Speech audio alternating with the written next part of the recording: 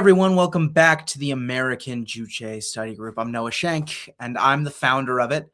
I'm a Korean American and an anti-imperialist activist. I'm also the editor of this new text. Well, it's newish at this point. It's a couple months old. Juche for American Workers, Volume 1, which compiles the writings of Kim Il-sung and Kim Jong-Il, and will be the text used for our weekly study sessions every Tuesday at 10 p.m. The American Juche Study Group is a broad initiative, including people of all races, religious backgrounds, and political affiliations who are interested in learning the ideology of the Korean Revolution. We bring with us a spirit of intellectual charity and goodwill toward all humankind. We refuse to accept the hateful caricature of North Korea presented in American media, and instead want to learn the ideas that have held the DPR together for so long and enabled it to withstand circumstances that would most certainly cause any other government on earth to fall. We come with open minds and diversity of thought. We share one goal: peaceful reunification of the Korean Peninsula, in the context of a world without poverty or war, in which every nation is enabled to grow and thrive to its fullest potential.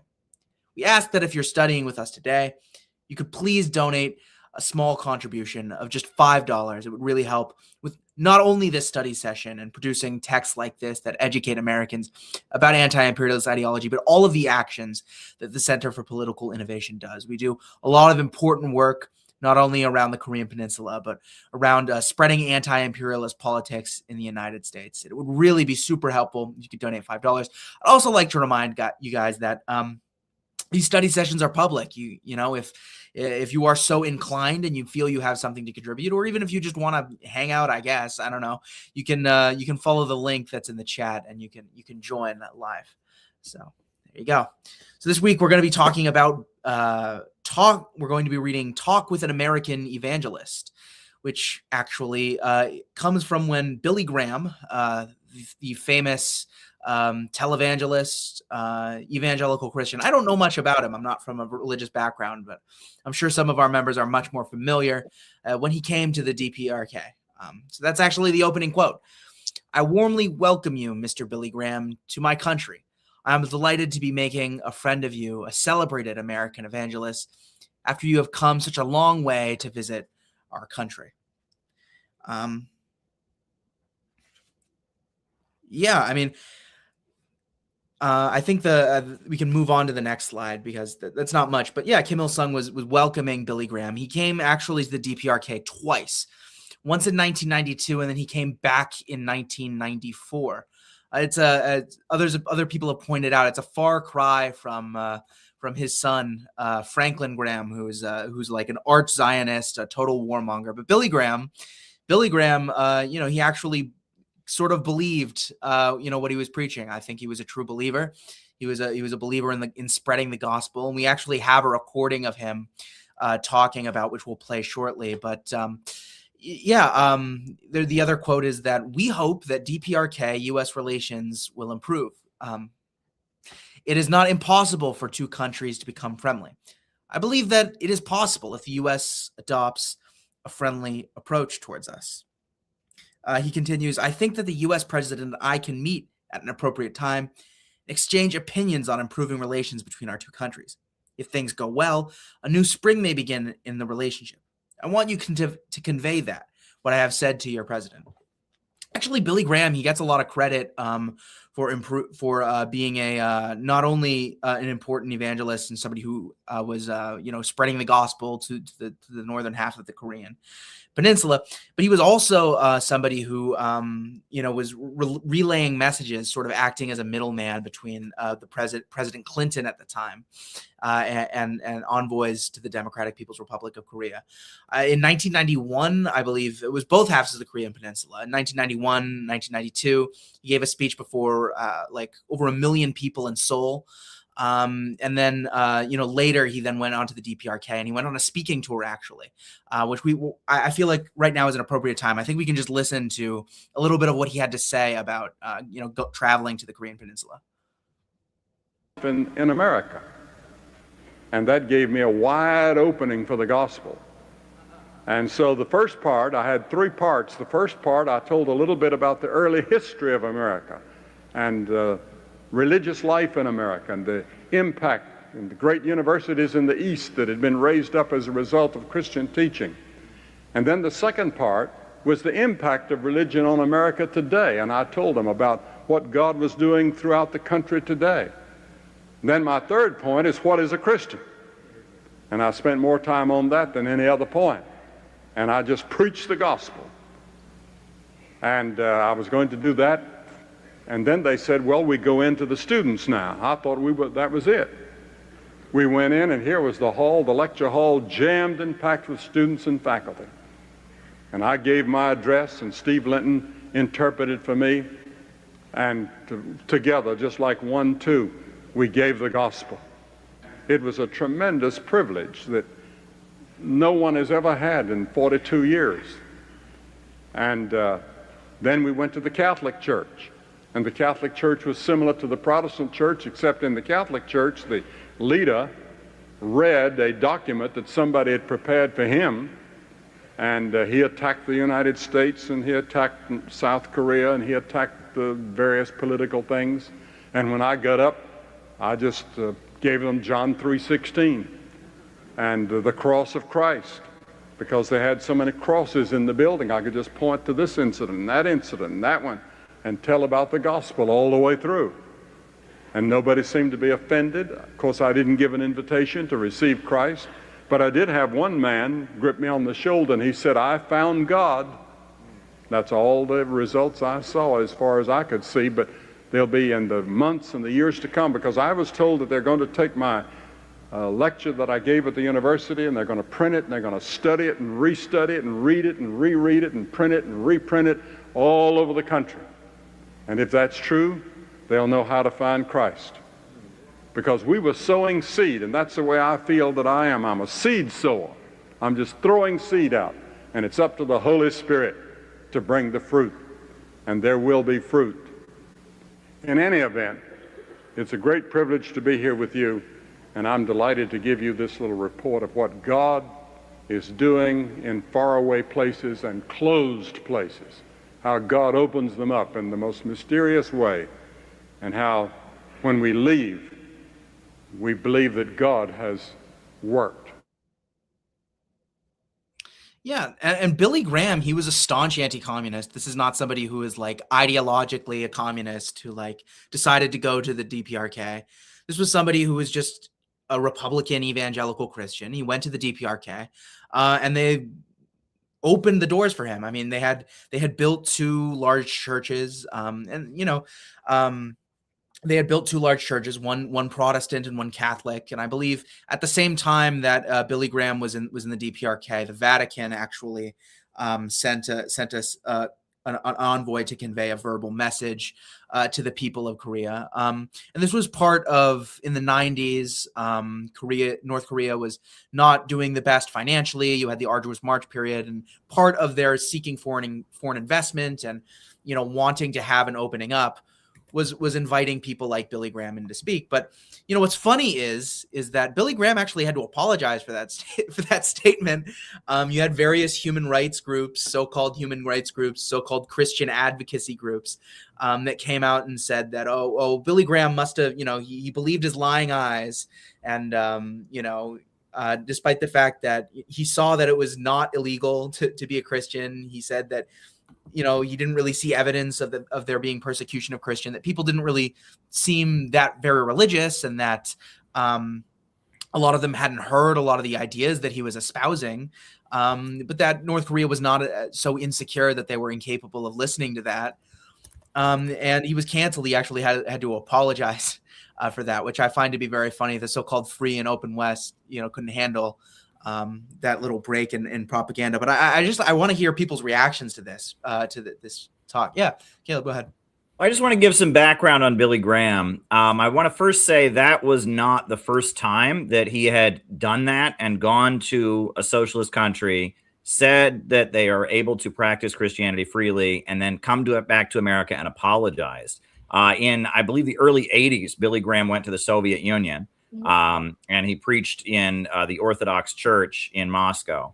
And he said there were more people at that church than there were at his church in North Carolina. And he just said that on national television, and he said, no, it's a lie that they're persecuting Christians in the Soviet Union. And he again was, forced to apologize. So you almost wonder if this is like some sleight of hand by U.S. intelligence. Like they send him there, he talks nice, and then he apologizes for it when he gets back or something. When Billy Graham went to the Soviet Union in the 80s, it was clearly part of, the USA trying to expand its influence in the Soviet Union. No question about it, right? It was part of, when there was a kind of an inflow of American figures. That's when there was a joint television show special between, I think Phil Donahue and the Muppets did like a joint TV special with, in the 1980s and stuff like that. But the other thing about Billy Graham that's interesting is, so, he's from North Carolina, and he's a fundamental Baptist preacher from North Carolina. But his claim to fame, the way he became famous, was after World War II, he went to England. And he toured England, giving these kind of tent revival Baptist preaching sermons after the Second World War. And I guess so many people in Britain had died from the bombing and stuff that there was like a big interest in religion among the population. And he toured the United Kingdom, and people in the UK had not seen that kind of American tent revival preaching before. British, you had the Catholicism, you had the Church of England, but you didn't really have that kind of American Southern preacher kind of stuff going on. And he was very, very effective. That's how he became famous. He was the spiritual advisor of Richard Nixon. And tapes have leaked of him talking about how much power the Israel lobby has. And even though Billy Graham publicly supported Israel, behind closed doors, he actually said a lot of really, stuff that would be, considered anti-Semitism today about how much power the Israel lobby has. You can go listen to that on YouTube. There's a lot of Billy Graham and Richard Nixon talking about, how Israel has power over the United States. Israel has power over the media, things like that. So that's kind of interesting with Billy Graham, but he was a conservative, and his son today is just one of the most disgusting Israel apologists you've ever seen. But like you said, no, I would consider Billy Graham to be at least sincere. I think he clearly believed what he was saying. Maybe not on the Israel thing, because we heard what he said behind closed doors. But, I think he was sincere to some degree or other. And that, the fact that he would go to socialist countries, say Christianity was, openly being practiced freely, and then have to back down and apologize when he came back, that's kind of interesting. So, yeah. Looks like Unanimous has something to say. Yeah, I was gonna say. I also think there's who has a dog.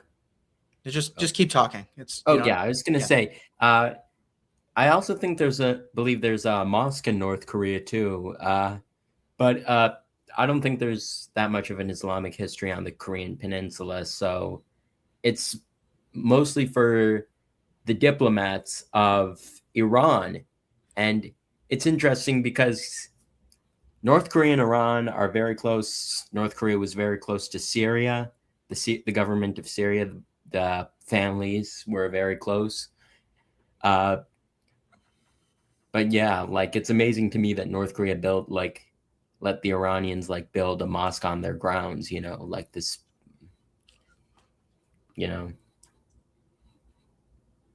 Yeah, John. Yeah. So in other words, he went to North Korea, and they let him speak freely the truth. And then he came back here, and the U.S. government and U.S. establishment forced him to make a public confession, and re-educated him. Right, and I had remembered that he had said stuff like that. But if you try and find statements that he made, using Google or AI, Google is sure to tell you, no, Billy Graham would never say that you can practice Christianity freely.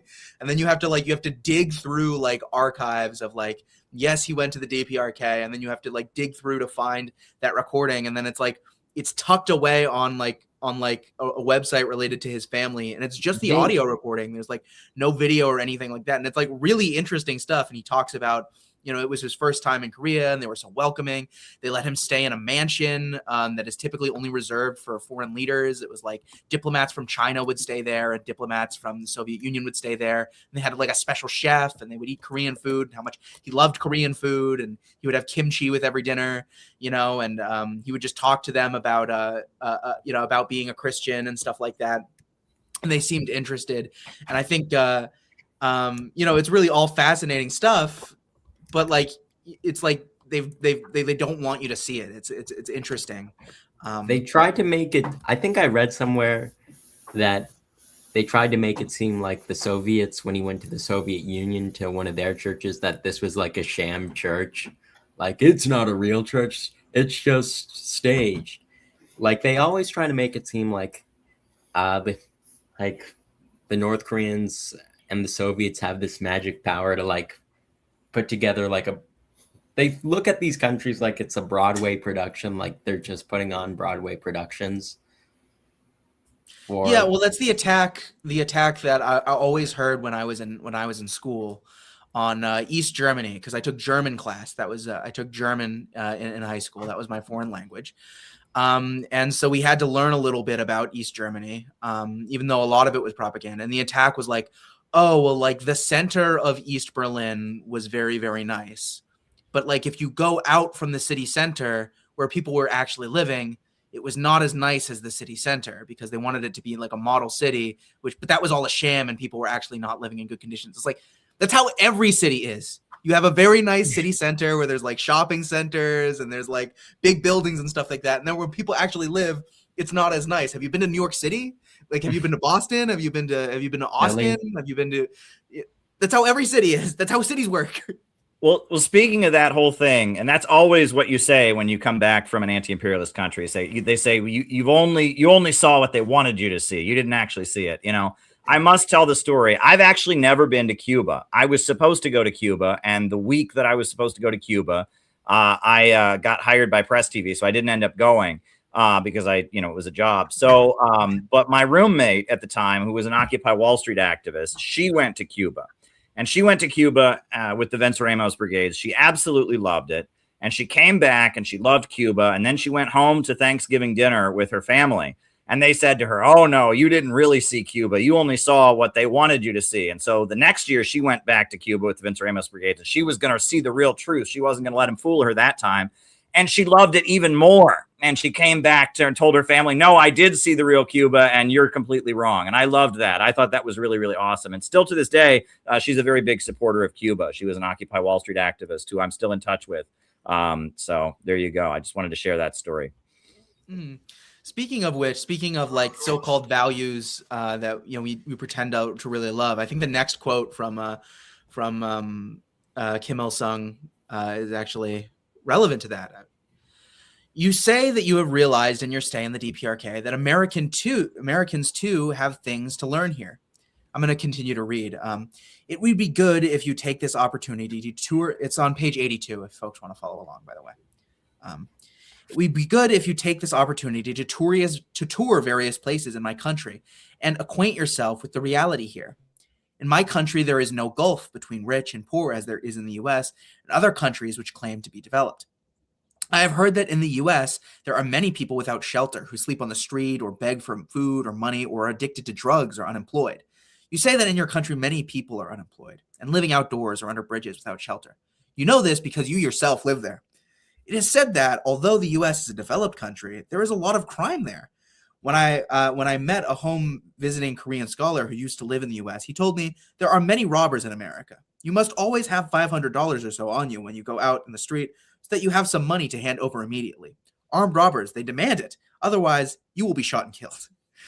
In my country, there is no one who lives in the open without shelter or begs for money. Neither are there drug addicts, thieves, or homeless people. All our people have a house and are living happily, free from worries about food and unemployment.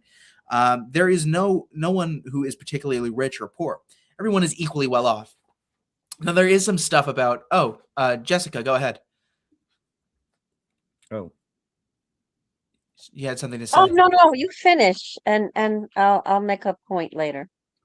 Oh yeah, Please. no, I was gonna say like it's funny, like these are things that you read about the Book of Acts, right? The Book of Acts. That's where the thing that's often attributed to Marx, right? About from each according to their ability to each according to their needs. That's often attributed to Karl Marx, right? But actually, that comes from the Bible. He's referencing the Book of Acts. Like the context of that quote is that he was attacking a sort of utopian Christian socialists who wanted to just make everybody equal. And he was saying, well, no, actually, you can't be equal. Only after you have, created a point of development where you could have, where there was so much opportunity that the need for a state, that the need for inequality would fade away. Only then would you have this Christian ideal of from each according to their ability to each according to their needs. He's sort of like making fun of them in a way. He's sort of taunting them. But, that is what's often attributed to Marx. And it's funny. It's like, Billy Graham is even sort of acknowledging it's like, well, I guess we could kind of learn things from the DPRK because it's like they're very much living in a way that is in accordance with the New Testament in some sense of the word. Although I don't really agree with the highlighting income inequality thing. That's not really a thing that I like to do. But Jessica, go ahead.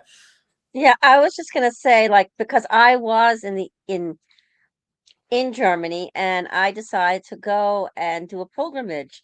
Now, Thomas Müntzer was the patron saint of East Germany.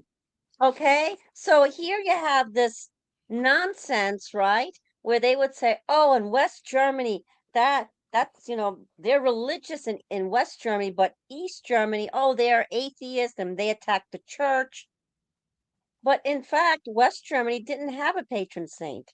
Oh, wait, I'm sorry. Let me qualify that. Yes, they do have a patron saint. It was the golden calf. But um, but but in East Germany, you literally had a saint, which is Thomas Müntzer. I went to Bad Frankenhausen, and you have a memorial there to the German peasant rebellion, where over 100,000 peasants were murdered.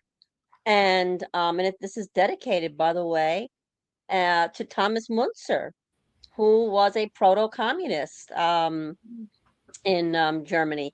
And when I asked locals, it was very interesting. They said, well, the East German government spent millions of dollars to build this beautiful memorial, and we had all different little things around the town. And now we're always fighting since reunification because every time we're putting up something, they're always taking it down. And they keep arguing, well, we're a secular government, you can't put that up. So just a little tidbit about the hypocrisy of the West. Yeah, unanimous. Go ahead. Yeah, I was going to say that's an interesting input. Like I was talking to someone earlier today. What's one thing you don't notice in China when you see Chinese cities, you see ex-Soviet cities, East German cities? I'm sure this exists, but you don't see like big empty lots. Like right behind me, there's a few empty lots. There's an empty lot. It's just overgrown grass. There's no businesses. There's no houses. I mean, there are tents. And that's about it. But yeah, I don't see that. I don't hear people in China complaining about how there are empty lots. There are just these places where, where the homeless people sleep. Yeah, it's funny. There was a common attack on China a little while ago was, oh, well, China is just hiding the fact that they do have homeless people because if you're homeless in China in one of the big cities, then they just ship you back to the countryside. And it's like, well, what was conveniently omitting there is that the Chinese constitution guarantees you the right to housing.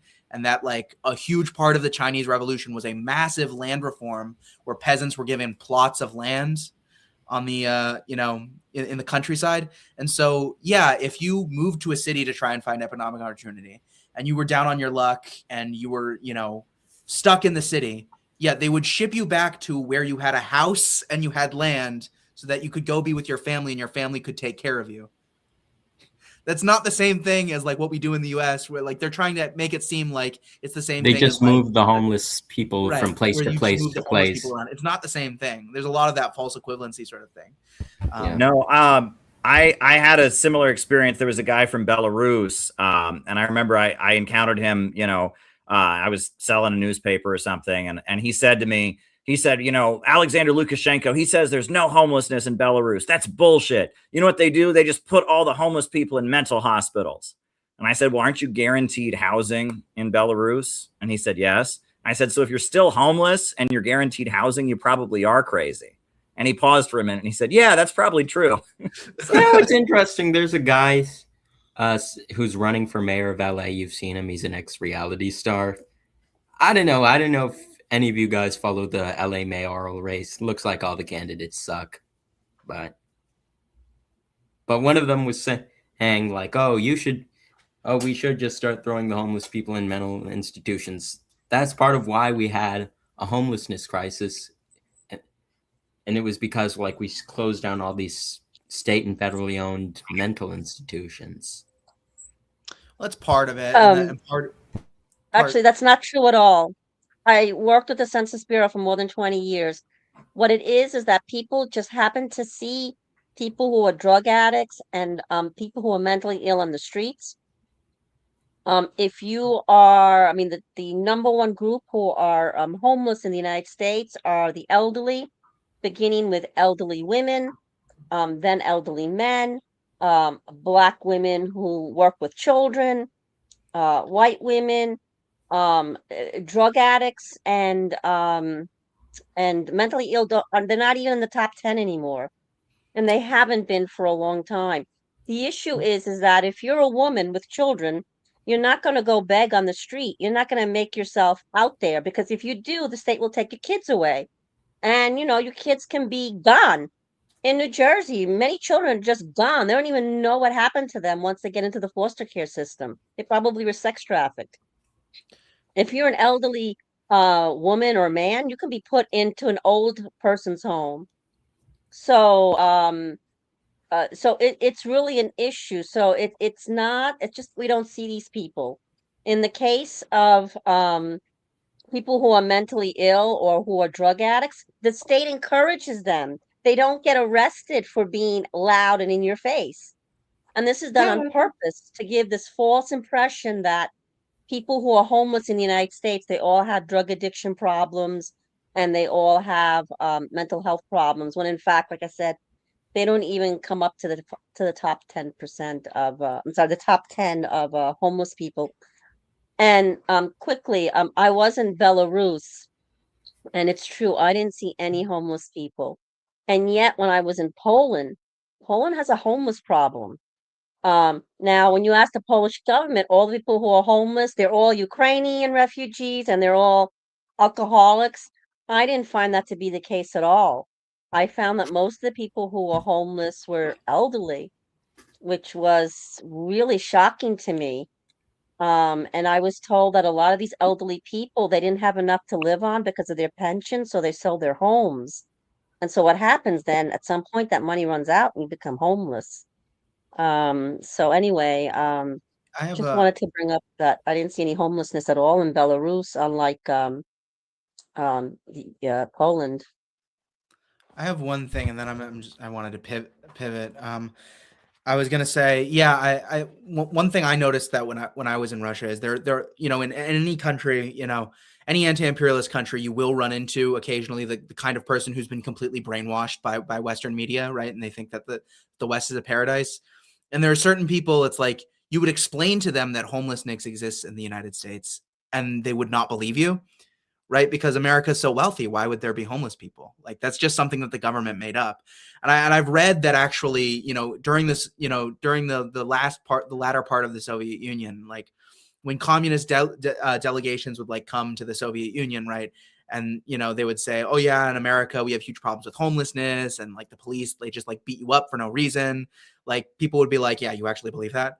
You know what I mean? That's obviously something that the government like made up to scare us, which is it's funny.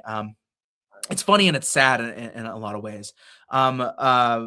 But then Jessica was actually making a good point. I believe that I've read that too, that actually a majority of the people a lot of the people who are homeless actually work full time. That's actually something that's quite a huge tragedy is that I a also lot think of a lot people of who are the homeless work 40 hours a week. And I can say from my personal experience as a young person, like if, for a lot of young people, if you don't have like somebody who's willing to like let you live with them for like a couple of years, or you're not lucky enough to have, a credit score that will allow you to like live in student housing for a period of time before you move out, or you didn't happen to save $10,000, while you were a teenager working a part-time job or something, like if your parents aren't oh around, like you're going to end up homeless. oh yeah, for That's sure. just a I reality I live of at that home with my lifestyle. mom. I'm 20. But yeah, exactly. Gavin had something. Yeah. Oh, I didn't mean to interrupt. I was just wanted to briefly respond to Dan's comment, Dan the Now Man. He said, when religion is evangelical, it can be a slippery slope between sharing genuine love and psychological mind control. And I'm sorry, I can't see the rest of that comment. But Dan, I think you're overgeneralizing, because evangelical evangelical Christianity was quite prominent in Korea, and to a certain extent still is. And it's fully anti-imperialist there. In fact, right now in Venezuela and Nicaragua, evangelical churches and fundamentalist churches are supporting the government against the mainline churches, which have been largely captured by the Western imperialists. So it's not as simple as you're making it out to be. Well, Gavin, actually, I was hoping that you would be here earlier, but I understand that you had stuff going on. But I don't know if you listened to the clip, the snippet that we shared of Billy Graham. But you are actually a fundamental Baptist, so I'd be curious to hear your perspective on like what he saw and what he said he saw in the DPRK. Did you listen to any of that? Oh, this is such a relevant episode. Oh, I'm sorry, no, I didn't see this particular comment. I have seen or read Billy Graham's comment about the Soviet Union, where he said that there was full freedom of religion, and he was attacked by some of the neocons back in this country, the United States, for saying that, for admitting that. And so I'm very sorry I'm late. I totally forgot about this, to be honest. It's such a relevant episode. So yeah, what was he saying in a nutshell? I know he met with Kim Il-sung, but I don't know the details. He was talking about his experience, how they basically they took him on a speaking tour, and they took him to two big churches in Pyongyang, one that was Catholic and one that was Protestant, and he spoke at both of them, and that he just basically like preached the gospel at people, and that actually they said that they were going to reprint his sermons and that they were going to study them, and they asked him what Christianity meant to the American people, and he gave a big sermon about what Christianity was and what it meant to them, and then he said that at the end of his sermon, a young person like said that they had found God through him. That's amazing. I guess some good does come out of the Billy Graham Crusades. He's kind of a liberal to me. He's kind of a worldly Christian. He's not my favorite, but he has done some good things, and this is definitely one of them. So I'm learning about this. This kind of reminds me of an Anna Louise Strong, her book In North Korea. She met a pastor who was a Christian pastor who was a prominent official in the DPRK government. And there were a few of them actually in the DPRK government, high-ranking government officials who were Christian pastors. And, she was trying to she said, like, what denomination are you? And they had some trouble with the communication, and the guy didn't know the word for like Reformed Presbyterian. So he goes, Calvin. But I later found out that guy's church was bombed and destroyed, along with, of course, all the other churches in the country, because, most of the buildings in the entire country were destroyed by the USA imperialists in their It goes even deeper than that, Holocaust, and that this runs so counter to everything we're taught in the USA, because Korean Christianity was destroyed by the USA, and it's been yes, it is simplistic, Dan, and it's been restored to a certain extent by the DPRK government. It just they lie in our USA schools. They say every communist ever tried to destroy religion. As far as the fact that Christianity is not as widely practiced as it once was in the DPRK. I mean, Kim Il-sung is actually going to go. It goes even deeper than the U.S. imperialist bombings of the churches. Later in this essay, actually, he's going to talk a little bit about what the Japanese imperialists did and why that was included. But that'll be a little later. I worry, I don't want to make it seem like the DPRK is some paradise or whatever. And of course, we are learning the Juche ideology, and part of the Juche ideology is this next quote, which I think is important, for people to, Americans say they like the US style, but we prefer our own style. You believe in God, but we believe in man, not in God. Man is the master of everything. It is better to believe in man than in God. That is why we regard the people as heaven and devote our all to them. I mean, there are some things that I feel, certain people who are believers in God, may not appreciate in that comment. It might strike them as a bit insensitive, but this is part of the Juche ideology, and I think that's what's important is that it's not necessarily that it's not the pessimistic sort of Malthusian. Well, humans suck, and so that's why there's no God sort of atheism that comes from that leaks from a lot of leftist discourse in the United States. Actually, what he's saying is that, well, human beings are masters of our environment, right?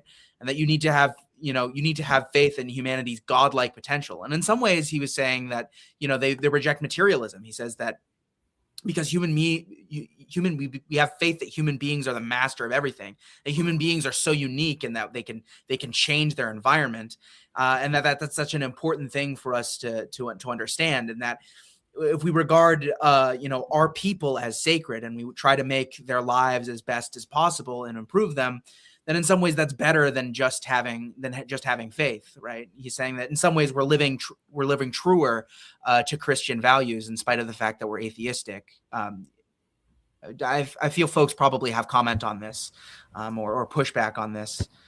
Yeah, obviously I don't personally agree with the comment here from Kim Il-sung, but I think a lot of Americans could agree with it. It's a very humanist comment. Lots of Americans consider themselves to have humanist values, and I definitely think Kim Il-sung had better values than the American Humanist Association does, which is largely, a lot of the people in it are pro-imperialist. I used to be in it when I was a kid. And I think that, it's like we always say, okay, for like, I don't think that I haven't seen any evidence as a fundamentalist. I haven't seen any evidence that Kim Il-sung ever believed the true gospel, though it's possible he did, because he has a Presbyterian background, and maybe he read John 3:16 in the Bible or something. But the clear point I'm trying to make is that what we're taught about tolerance in school, it's true, but the reverse is true. So what I mean to say is there are good atheists like Joseph Stalin and Kim Il-sung, and there are bad atheists like Bill Gates and Michael Shermer. There are good atheists there are good Christians and bad Christians, and et cetera. Yeah. Right. It's like any ideology. What does it mean to be a Christian? What does it mean to be a communist? Does being a communist mean that you support anti-imperialist countries, or does it mean that, you think that, you really enjoyed your gender studies class when you were in college? What does it mean to be a Christian? Does it mean that you strive to live for others, and that you strive to be gentle and forgiving of other people, and to live and to be Christ-like? Or does it mean that, you go to church on Easter and on Christmas? You know what I mean? Like, what is the, the ideology, what you call yourself is less important than the practice, I think. And I think too, this is something that is unique to the Juche ideology, or at least in that it separates itself from Marxism, Leninism proper, is the idea that like human beings are the masters of the universe in some ways, that they're empowered with a sort of godlike creative potential, which I think is, even down to the, it's the hammer, the sickle, and the paintbrush, right? Because human beings are creative. I think that's fascinating. Go ahead. Penny hasn't spoken yet. Yeah. Well, what that comment kind of triggered in me is that, kind of like how Wallace Wattles talks about that there's, in the churches, there's so much focus on love God, love God, love God, love God. And there's other, in the world, it's love man, love man, love man, but there's just pure love.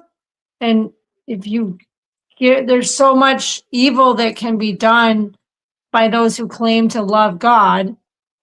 And, you know, I've experienced it too. So I think that, you know, the Wallace talks about don't think that you have to sacrifice yourself entirely to serve man, but let God live through you, and then others will see that and come along. It's kind of like when the Bible says that they'll glorify God through your works or something like that.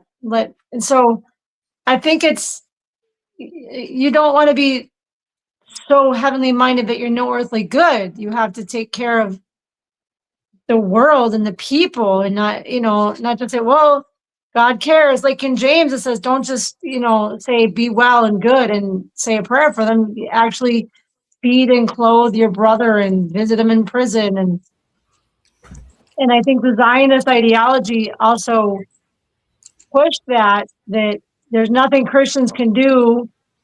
So just wait till Jesus comes back and fixes everything. And that makes it just a lazy approach, and you don't do anything. So that's what I see it as. You have to take care of the people around you and not just say, I love God and whatever that means. Yeah. Yeah, absolutely. I wanted to, you mentioned Zionism. I think Kwame Ture brought up once that Theodore Herzl was an atheist. I mean, I'm an atheist, but like Zionism is supposedly this religious movement. You can read the Bible and it's justified. The Jews were promised the land. But the founder of Zionism was apparently an atheist. I don't know how Most of much the founders of Zionism were atheists. Most Zionists are atheists, yeah.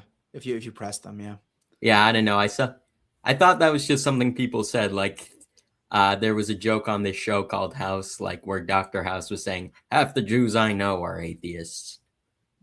Like, Well, the Christian Zionism was part of the British Empire to get the Christians to support moving the Jews there to Palestine. And so, like Caleb was saying, in Thomas Massey's district, it's mostly evangelical Christians that voted him out, because that's what you hear in church, is you have to support Israel no matter what. And Abraham, you know, the promise to Abraham in the Old Testament that this land is going to be yours forever, and then some third temple and the red heifer, and Jesus is going to come back to Jerusalem in the 1,000-year reign. And so it's infiltrated into the Christian religion, and there's so much money is raised through that too. And I think that we sometimes have to, like, I mean, you know, I'm not saying that, you know, you're required to agree with me or anything, but I think that sometimes different things on this get conflated together, because I believe there's going to be a literal 1,000-year reign, and I am premillennial, but I'm not dispensational and I'm not Zionist, and those things predate Christian Zionism in terms of beliefs. And also with regard to the Abraham thing, I mean, that was not an unconditional promise. There were conditions, and you see in the Bible that the Israelites getting taken out of the land when they're disobedient, then finally led back in, getting taken out again.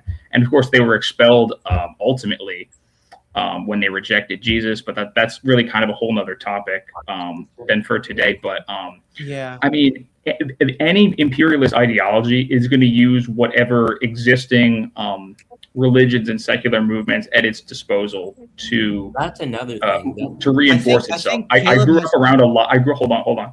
I grew up around a lot of atheist Zionists, and I know Penny knew a lot of Christian Zionists, and you know, especially in the USA, that's a huge part of the population is Christian Zionists. And so, unfortunately, there are actually in some countries, you know, Eritrea has millions of Muslim Zionists who are black. So go figure. Yeah, I think Caleb has something to say, and then we got to keep it moving because we're like halfway through. Yeah, just getting us back to Korea. You know, Gavin had mentioned that when Kim Il Sung, or that when Anna Louise Strong went to North Korea, she met an elected official who was a Christian. So the way they did it on the Korean Peninsula was that And this was the same thing they did in most countries liberated by the Soviet Union after World War II. Is that they didn't just like put the Communist Party in charge, because the Communist Party wasn't a big enough percentage of the population to be representative. That what they did is it was called what they called a people's democratic government or a people's democracy, where they merged all the anti-fascist, or in the Korean case, anti-Japanese parties. They had them have a coalition government. So in the Korean Peninsula, it was the Communist Party, the Social Democratic Party, and the Christian Party, 3 different parties. And then they merged together eventually to form the Korean Workers' Party. And it was like that in East Germany. It was the Social Democratic Party, some other parties, and the Communist Party. They eventually formed the Socialist Unity Party. And that the People's Democratic model was, merging the different parties into one. And so the Christian Party was part of the founding of North Korea. Right. Just briefly, So Jessica I think said, we can move on traditional Orthodox Jews do not believe in the state of Israel. It states in the Old Testament the Jews are not allowed to return until the Messiah comes. To return before is a sin, as is speaking Hebrew, a sacred language. Yep, very true. Sadmar, where our New York people are, the second largest Orthodox Jewish denomination in the world, is anti-Zionist. Yep. We're going to have to table that for now, because we're running short on time. And we're running short on time, guys. Yeah. So the next quote, I think we're going to blast through this quote, and then we're going to go to the next one. Next. Yeah. So if they come to our country and witness the reality here and meet the people, speaking of, because this is actually somewhat related to Zionism, actually, and the reality here, meet the people, they will be well aware of how preposterous a lie is the claim that North Koreans are monsters with horns on our heads, and they will no longer believe their propaganda. And you might hear like, this is like, certain some Zionists will, they'll claim like things that like, non-Jews believe that Jewish people have horns. But this is NPR. This is an imperialist source. A huge percentage of the South Korean population in the 70s and 80s legitimately believed, like he's not being hyperbolic when he says like, oh, they think that the North Koreans are monsters with horns. Like, they literally believed that North Koreans all had horns and claws. And that was like put in the textbooks in schools in South Korea. Oh. That was like the US imperialists put in the textbooks in South Korea that in the North, everybody has horns and claws. And you want to talk about like, there's so much propaganda out there about, oh, in North Korea, they believe that Kim Jong-Un invented the cheeseburger. Can you believe how ridiculous that is? In North Korea, they believe that, Kim Jong-Un, he played a perfect golf game on his first try. By the way, none of that is true. It's like, it all comes from like South Korean tabloids or like confessions by defectors made under duress. But in South Korea, like, a huge percentage of the population literally believes that North Koreans have horns and claws. Like, anyway, that's just how ridiculous. Anyway, next quote. Okay. So here we're going to get into a little bit about, we talked a little bit about, Gavin touched on this a little bit earlier about how during the Korean War, actually a huge percentage of the churches were destroyed. When Billy Graham came to the DPRK, he talks about how, he only really saw 2 churches, and, they don't really know stuff about Christianity and stuff like that. And that's sort of presented like it's this abstract thing where like the North Koreans, they just decided, well, like Christianity bad or stuff like this. And, Kim Il-sung actually sort of explains the reason why, part of the reason why Pyongyang used to be the Jerusalem of the East, and it sort of gradually became less religious. And part of it actually is the subjugation of Japan, from Japan. And Billy Graham's wife is actually from Korea, and she was originally from Pyongyang. So he references, as your wife studied in Pyongyang before Korea's liberation, she must know the city well. The Japanese imperialists who were occupying Korea at the time told foreigners, including the Christians, who reside in Korea, to leave if they are not prepared to pay respects at their shrines, as they themselves did. I think that was why your wife left Pyongyang. We are aware of what was happening in those days. Even the Korean Christian priests were expelled.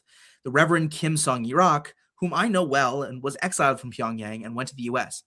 He was following in his father's footsteps by becoming a priest. He visited his homeland in 1981 at the age of 80. When I met him, he told me that he was living in a priest village in Washington. He passed away a few years ago. that part of the subjugation of the Korean Peninsula was that they outlawed Christianity and forced them to practice Shinto religion. They forced them to practice like Japanese paganism, and the religion of the Japanese imperialists. But that often never gets talked about. I'm sure people, Gavin probably has stuff to say about this, and you can just go around. I mean.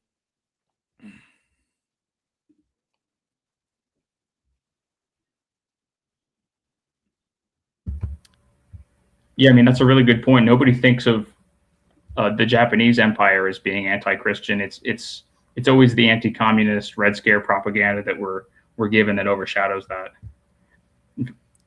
In fact, some of that I'm hearing for the first time. Go ahead. Yeah, and Kim Il-sung's not saying like, oh, well, this is awesome, right? It was awesome that he was like, no, I have like close friends who like had to flee Korea because they weren't allowed to practice their religion anymore. Like, that was horrible. And, that a huge part of our subjugation was that people weren't allowed to practice their religion and practice Christianity. That's part of why it's so important for us to invite Christians back here. That's something you won't hear. You won't hear in American media. You won't hear that about Syria either, because, what's his name? Al-Jilani took over and they're persecuting every religious minority, but we don't hear about that, do we? Yeah, I don't know. That's kind of why I'm an atheist, but I kind of had some sympathies with Iran and Syria, like going after ISIS. I mean, I'm an American first. I believe in the right to believe, And it's interesting that America preaches these values and then will support people like ISIS. And this goes back to like the 60s and 50s when they supported the Muslim Brotherhood. Yeah. Yeah, I mean, the USA's long war against Christianity is undeniable, in my opinion. I mean, when you look at the countries that the USA has violently overthrown, there is a pattern of them being friendly to Christianity. And when you look at ones we haven't thrown, like haven't overthrown, like Saudi Arabia, or have not attacked, some of them are. Yeah, well, I'll tell a story about that. Is right after Trump won the presidential election in 2016. I was working in Washington, D.C., and I was working with this camera guy who was very, very woke. And we went to the White House, and there were thousands of Egyptian Christians out in front of the White House saying, like, we love Donald Trump and thank you, Trump, and protect the Christians of Egypt, Trump, and all of this. And my camera guy was like, why are all these brown people liking Trump? And I said, that's because since the Egyptian so-called revolution, the Arab Spring, the Muslim Brotherhood has been persecuting them.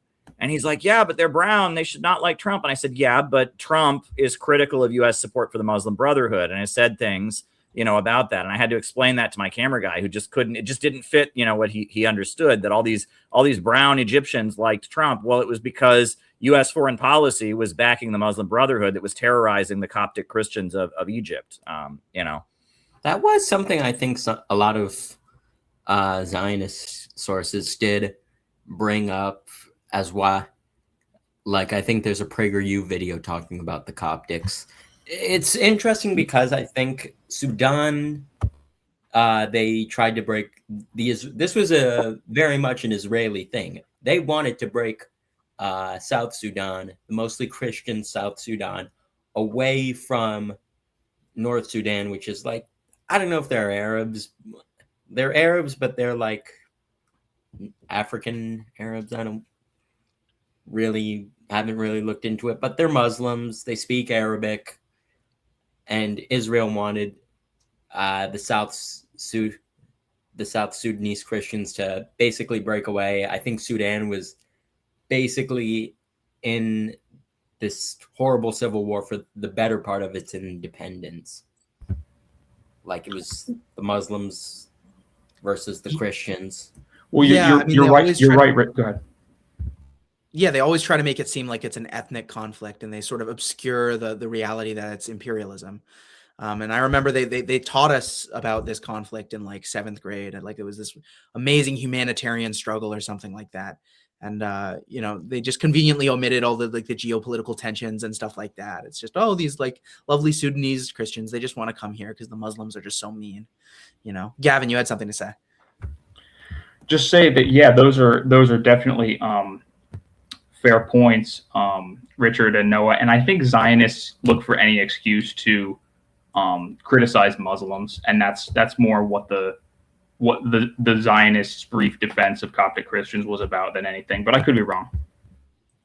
It's about creating.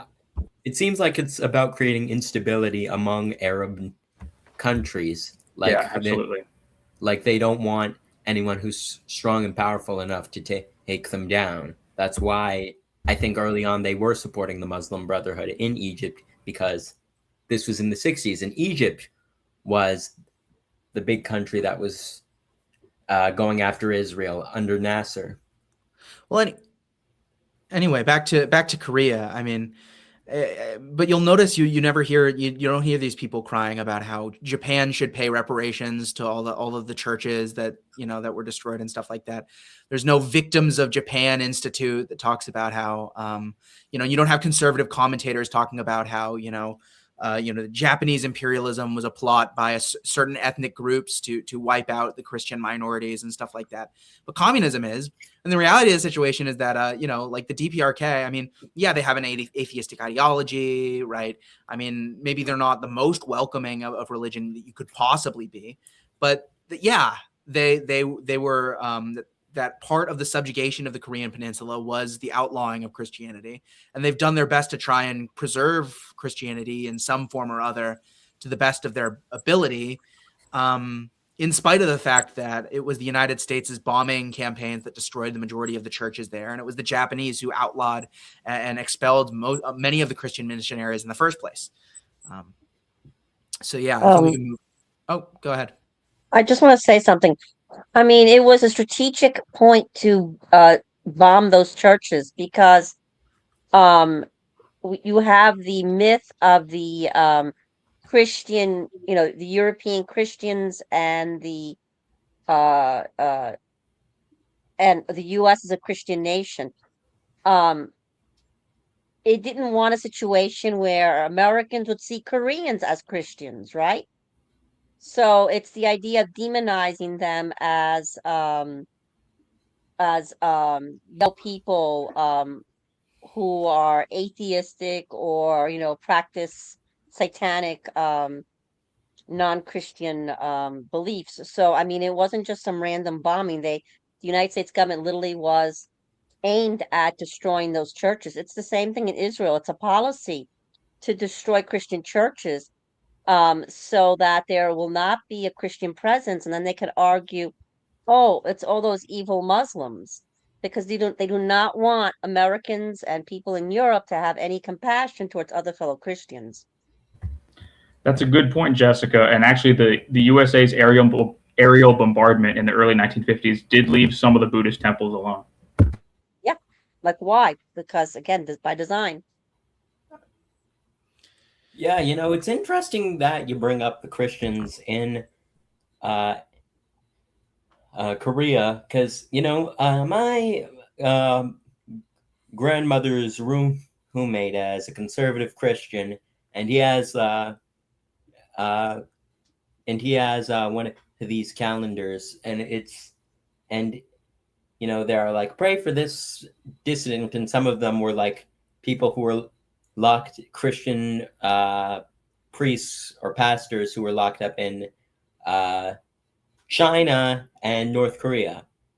Like, and to me, this shows some hypocrisy, because people will act like China, the Soviet Union, Iran, like they'll say, oh, all Iranian Jews are basically government agents. Their churches always surveilled. It's always watched. But no, you will see at times blatant infiltration of American churches by all these different interest groups, not just AIPAC, but a lot of different like Zionist adjacent donors, or Well, in America, it's right. That's the classic thing. It's like, well, in these other countries, like there are certain things you're allowed to say and certain things you aren't allowed to say. It's like you're allowed to practice your religion, but like you can't have a religion that like is built into its ideology. Like we want to overthrow the government.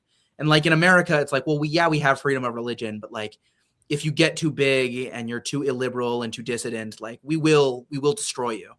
I mean, and I think of, I mean, speaking of churches that are heavily involved in the Korean Peninsula, including churches that had friendly relations with Kim Il Sung, I think of the Unification Church, right? And how, in spite of the fact that they were pretty pro-imperialist on a lot of issues, you know, virulently anti-communist, were very helpful during the Cold War. They were a huge church that was illiberal, that had practices that, you know, were a threat to the establishment in some way or other. And what did they do? You know, they created some bogus like tax fraud charge, and they just threw Irving Sun Young Moon in prison. And then they had the Koreagate scandal, where all of these officials who were allegedly tied to South Korea, you know, just got thrown in prison. I mean, it's a very similar thing. Yeah, no, I was more talking about how there were all these neocon think tanks trying to infiltrate an American religion. Penny, I think you might know something or two about this. Yeah, This guys, might be we're short of running we're short on running time. close to time, so we have Oh. one more slide left. Yeah, I was so trying to think- wrap. That's I Yep. just want to quickly, very quickly, what freedom of religion in the United States? Look at Waco. Waco's a perfect example. And let me tell you something. I know for a fact, speaking about what Unanimous is saying, in most churches in the United States, you cannot read the Acts of the Apostles. The CIA will come after you. I mean, I won't say anything more. That's it. Go ahead. okay. Yeah, I hadn't heard of that. So the next slide is the last slide. And I think we're just going to end on a sort of a cheerful note about improved relations between our countries, and you know, sort of combating the idea that like the North Koreans all hate us and want to kill us, which is often. So our country breeds rainbow trout to supply to the people and to export. The rainbow trout our country raises originally came from the United States. Americans operated a gold mine in Yunsun long before Korea's liberation. At the time, they brought the fish from their country and bred them there. Then, several years before Korea's liberation, the Americans living there were forced by the Japanese to return to their country. They included those who were running the mine in Yunsan. Later, the Japanese took over the mine and raised the rainbow trout. So the miners were assumed it was Japanese who had introduced the rainbow trout. They hated the Japanese so bitterly that after Korea's liberation, they planned to exterminate all of the rainbow trout as a fish the Japanese had raised. On learning about this, I told them it was the Japanese imperialists, not the fish, that were bad, and it would be a good idea to protect and propagate the rainbow trout since there were only a few of them left. That is how the rainbow trout proliferated. Now they are raised across the country. I think that's a very sweet parable about you know, it's imperialism that is bad. Is what he's really saying is it's imperialism that is bad, and not the things that imperialism may have introduced that may be good.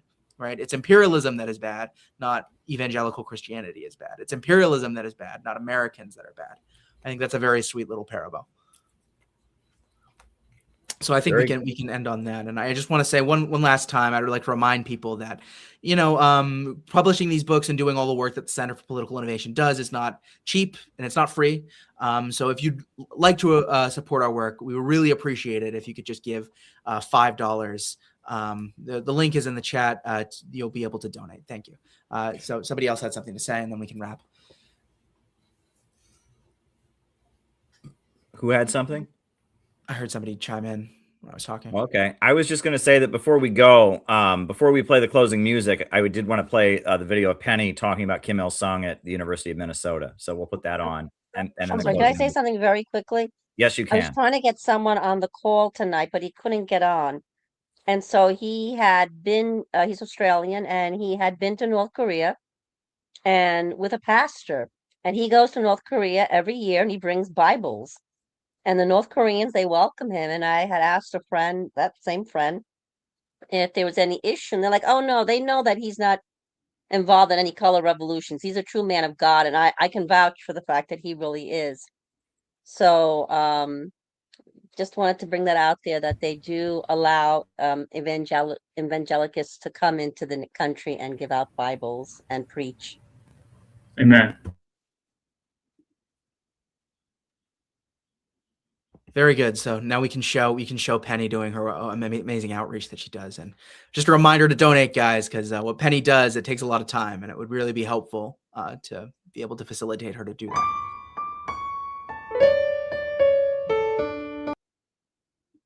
There you go.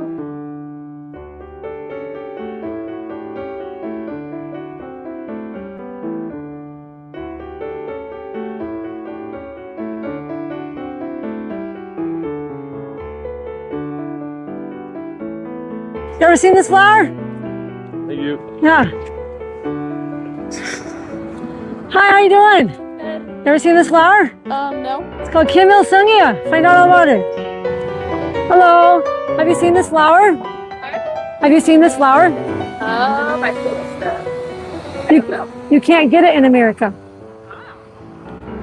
Okay. It's called Kim Il Sungya. Oh. Yeah, North Korea. Yeah. It's grown all over North Korea because in 1964, Kim Il-sung went to Indonesia and they were growing this flower, and President Sukarno named it after Kim Il-sung as a symbol of eternal friendship between Indonesia and North Korea. Okay. This is Penny Arcos, the regional captain for the Minnesota chapter of Center for Political Innovation. I've been out here at the University of Minnesota passing out these books for a couple hours about the Kim Il-sungya flower. Had a lot of positive reactions. Most people were curious. They don't know much about North Korea, but they were willing to learn. It's called Kim Il-sungya. Have you ever heard of it? No, I haven't. Yeah, it grows all over North Korea.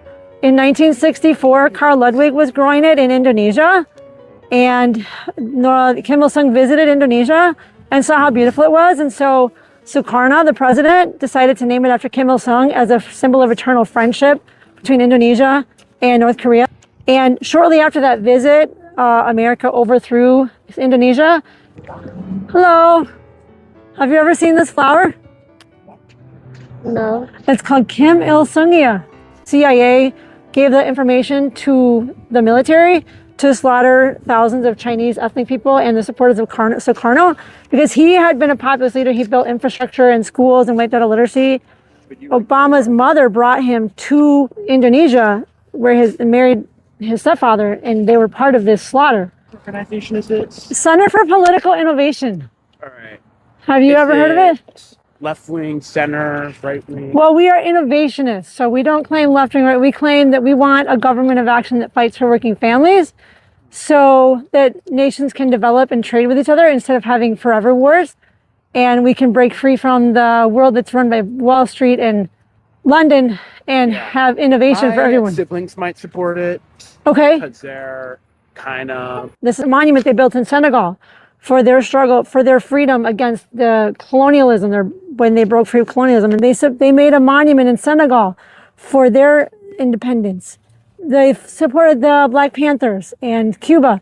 North Korea supported the Black Panthers in their struggle against the FBI and repression. So the economic system, World Economic Forum, they want you to live in a pod and eat bugs, right? Mm-hmm. And they want everyone to depopulate and degrow and hold back. But we understand that humans are creative and they want to grow. And despite all these wars, we have optimism. Mm-hmm. They call them dictators because they have an economic system that is not dominated by Wall Street. Are you going to school here? I am, yeah. What are you studying? American Studies. American Studies? Yeah. So what does that translate to in the real world? Like History. History. So you'd be a history teacher? Probably not. I don't like academia anymore. You've heard of Free Palestine, right? Everybody says Free Palestine. Well, they supported the Palestinian struggle against the imperialist globalist system. The ambassador of Palestine to North Korea and his wife were unable to conceive. And so what's really sweet is that Kim Il-sung sent a fertility expert to help them conceive. And that's their daughter, Jong-Il, which is named after another flower. And then this is about the Iran war. Democrats and Republicans are complicit. And I agree. The Greater Israel, we support a peace bridge across Russia and Alaska for development Cool. instead of war. Awesome. What's your name? the economic system that has broken free from Wall Street, we call it anti-imperialism. The economic system is globalism, imperialism, Wall Street, big banks that are waging all these wars to keep people down and keep it from developing like they're doing in West Africa right now. Yeah. But China broke free. They were controlled by the Japanese invaded, the British invaded. They broke free and they built 31,000 miles of high-speed rail. They have 5-year economic plans. What's happening to our bridges in America? I don't know. They're falling apart, I didn't. right? They're not investing. Right in that bridge, Yeah, right?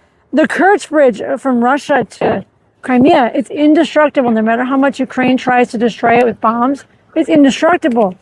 We advocate for building a peace bridge from Russia to Alaska. And that's what the peace talks have been about. And hopefully these peace talks will have fruit this time. This is a project that's been in the works for many, many, many years. Instead of war with Russia, we would have development poles all across Alaska and Russia, and that would build the economy and just amazing stuff. And we have workshops. Stop you, but I consider myself politically neutral, and we are Bible students. We promote God's kingdom as the solution to the problems that we're seeing in the world, as far as governments fighting governments. We're all God's people, all across the globe. Yeah. And so we have a global brotherhood. We have people in every country across the globe. Yeah. And so we promote that versus, man's government, which is so divided. You're true. And part of that is we believe that God is the creator of all beings and that human beings have a creative spirit. We want to innovate. We want to create. And the economic system that's run by Wall Street is holding that back. They want everyone to degrow and depopulate and live in a pod and eat bugs. And we do promote the spiritual aspect of human growth. And we do believe that there is a spiritual connection. Yeah. And we want... And that no one race is better than another race. Exactly. You know? Yeah, exactly. You're right. And so we have a vision for America. We were outside the jail for Maduro, saying free Maduro. And when the siege on Palestine began, no jobs and schools for America, not weapons for Israel. So we want people to understand it's about the economic system. And we have a vision for America to just make it beautiful and everybody be able to get along. And we support countries that are breaking free of imperialism, globalism. So our founder has a vision for America that's bright and optimistic instead of all these wars. We want to partner with that system and have mass mobilization to rebuild the country, get all the unemployed, get all the troops home, build our bridges, build our schools, public ownership of natural resources so we can sell the timber and the gold and the oil on the market and invest in education and healthcare and public control of the banks. Right now we have a private bank called the Federal Reserve that lends money at interest. All these taxes are just going to the interest on the debt. And then Trump wants to $1.5 trillion for war, right? And because that's the only thing our economy is based on is war. Yeah, we just sent all the money to go for the war, but then there's so many people in debt, there's so many people without homes, without food, and then there's little kids struggling. Exactly, and that's because Wall Street owns our politics. And of course, the Zionist regime. We have a leader who has been around the world supporting anti-colonial, anti-imperial movements. He has spoken with Putin about the African People's Socialist Party. You remember Uhuru got raided and when Trump got raided, right? We support them. And he interviewed Ibrahim Raisi before he was mysteriously unalived. His family, Charles Finney, was a Christian pastor who was part of the mass movement of Christians against slavery. And so we're spreading a mission of hope. Instead of Wall Street that's holding back development and making all these countries poor, we want to ally with countries that are breaking free and break America free. You can, if you want to scan that, you can, or it's yeah. Okay. And we have a 4-point economic plan to rebuild America. Yes, I have to run, but I'll definitely read it. Yeah, It's nice yeah. to meet you. What's your name? In the end, everybody was very receptive to our economic plan, and they understood that Wall Street is holding us back, and they don't want these wars, and they do want development. Especially, we have all these kids that are studying and are going to be in debt for the rest of their lives, and they want to study, and they want to grow, and they want to learn, and that's what the human spirit is about. So it's been a great run.